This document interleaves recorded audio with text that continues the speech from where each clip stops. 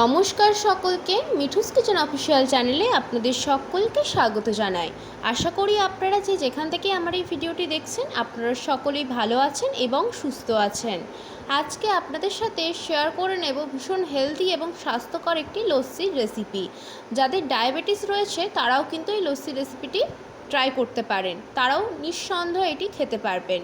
তার জন্য প্রথমে আমি দুধটা খুব ভালো করে গরম করে নিয়েছি। দুধের ওপরে যে সরের আস্তরণটা পড়ে সেটা সরিয়ে নিয়েছি। তারপরে একটি কাঁচের পাত্রের মধ্যে আমি খানিকটা পরিমাণ টক দই কাঁচের পাত্রের গায়ে লাগিয়ে নিয়েছি।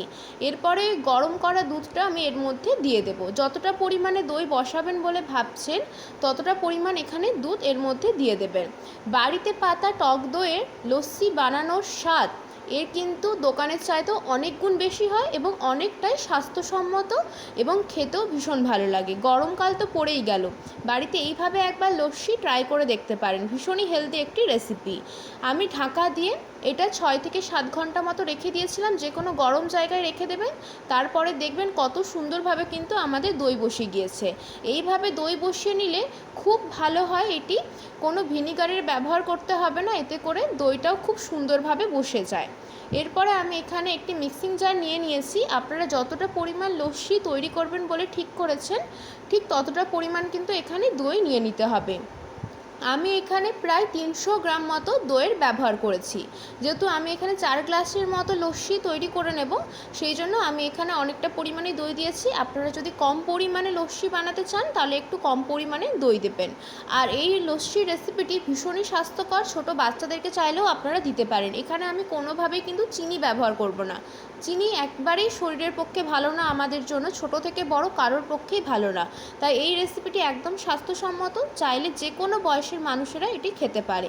এর মধ্যে দিয়ে দিয়েছি আমি পরিমাণ মতো নুনটা দেওয়ার পর একটি পাত্র আমি বসিয়ে দিয়েছি, ফ্রাইং প্যান।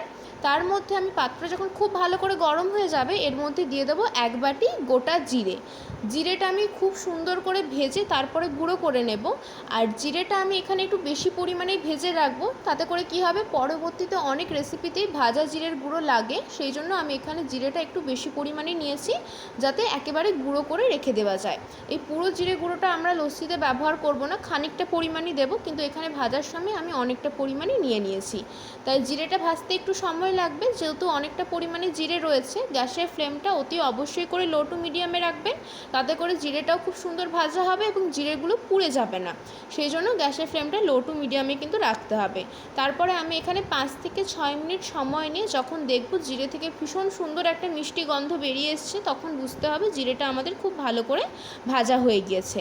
আশা করি আপনারা দেখে বুঝতে পারছেন জিরের কালারটা কিন্তু অনেকটা পরিমাণে চেঞ্জ হয়ে গিয়েছে। আমি কিন্তু এখানে 5 থেকে 6 মিনিট হাতের সময় নিয়ে জিরেটা ভেজে নিয়েছিলাম।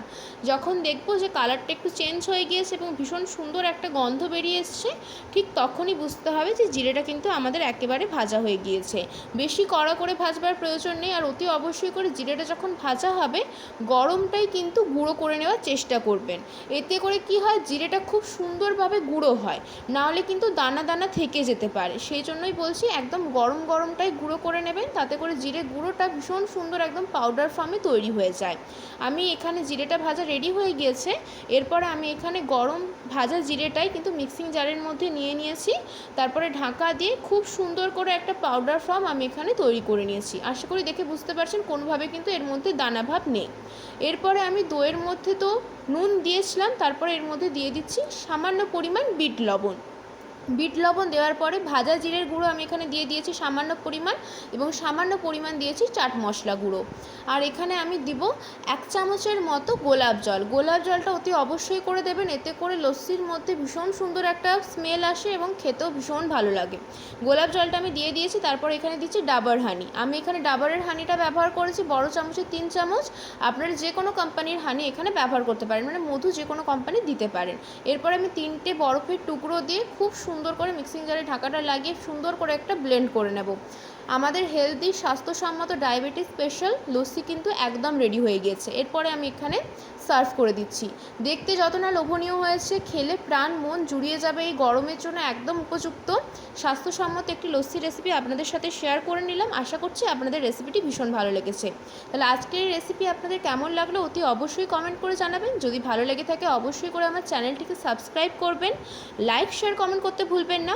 আর যদি এরকমই নিত্য নতুন রেসিপি পেতে চান অবশ্যই করে আমার চ্যানেলের পাশে থাকার অনুরোধ রইল। ওপর থেকে আমি সামান্য পরিমাণ চাট মশলা গুঁড়ো ছড়িয়ে দিয়েছিলাম যাতে দেখতে ভালো লাগে। রেসিপি কেমন লাগলো জানাবেন।